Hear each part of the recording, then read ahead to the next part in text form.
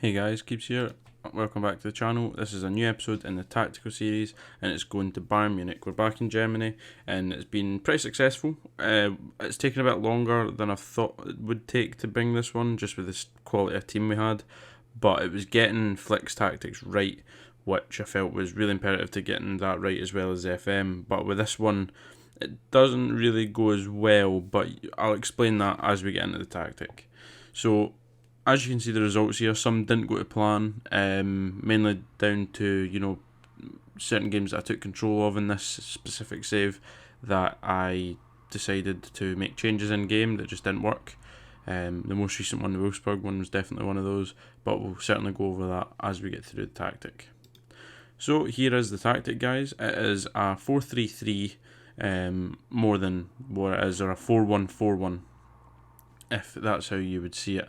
Personally, I would see it as more of a 4-1-4-1 in attack and a 4-3-3 in defence, but it just is how you prefer to see it. It's a very fluid tactic and can be quite flexible in going forward and backwards.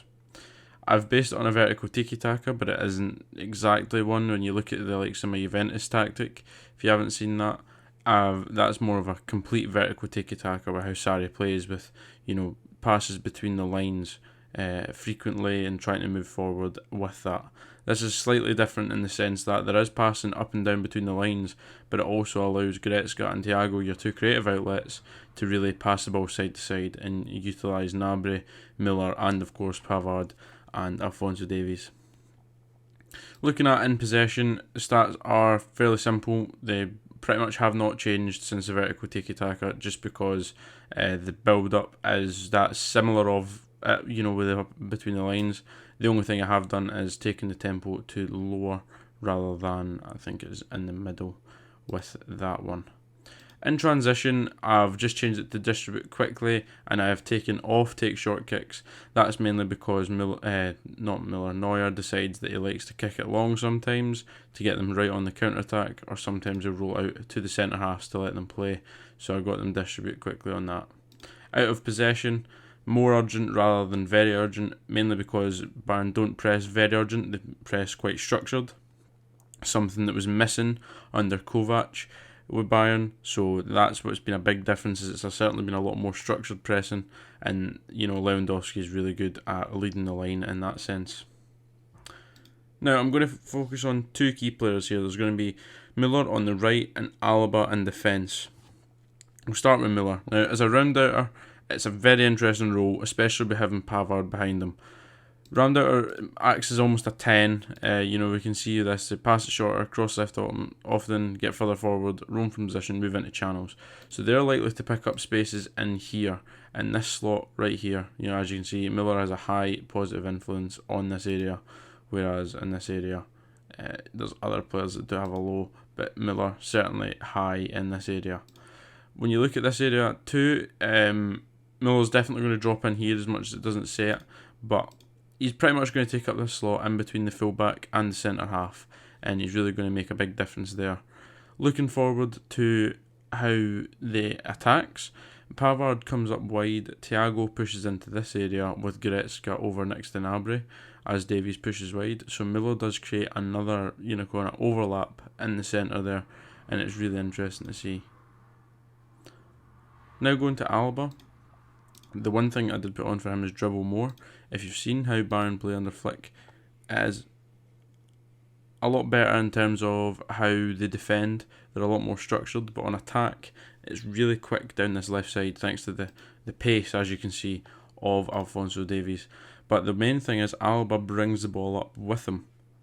Kimmich will drop back, Alaba will drop into this space here and run forward with Davies, lay him off and then fall back, and typically drops wider, and maybe Kimmich drops into a 3, and you see that quite well in games, and there's a couple of goals that certainly came from that. Looking at the results now, most in this run were positive. I done another full season run where we did win the league by 20 points. There still was a couple of dodgy losses. I think it was like a 4-0 to Dortmund or something like that. And you can see with the Lille one, there was similar. But what I would like to say is I did make a bit of a mistake in this one, in this area here. So October, the whole month, I holidayed the whole month because in terms of the league, we didn't have anyone big. I wasn't bothered about the cup for this. I'm just focusing on the tactic itself, and I didn't use custom tactics. I only use the current squad. So I'm going to put that down to why these ones weren't as good. You can see the defence there is not what I want it to be at all. Odriozola, Benjamin Pavard, Hernandez, Alaba, Coleman, Thiago, Tolisso. It's not what I wanted to be.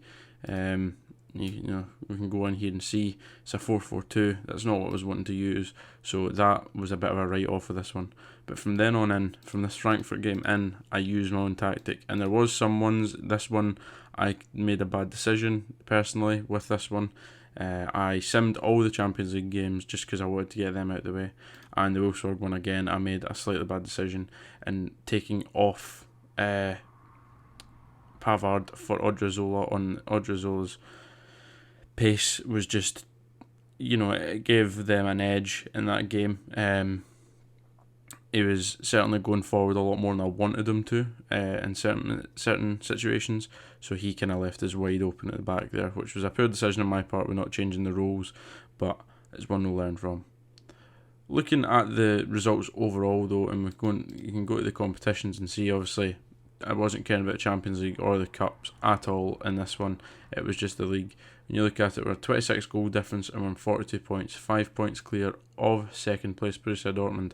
It's certainly been successful in replicating Flick's tactic, but as you can see, there is some results that if you do make the wrong choices and don't adjust the system because of the way the defenders work, and of course where Miller's positioned, it can get pretty open on certain areas of the pitch. So that's certainly one thing to watch.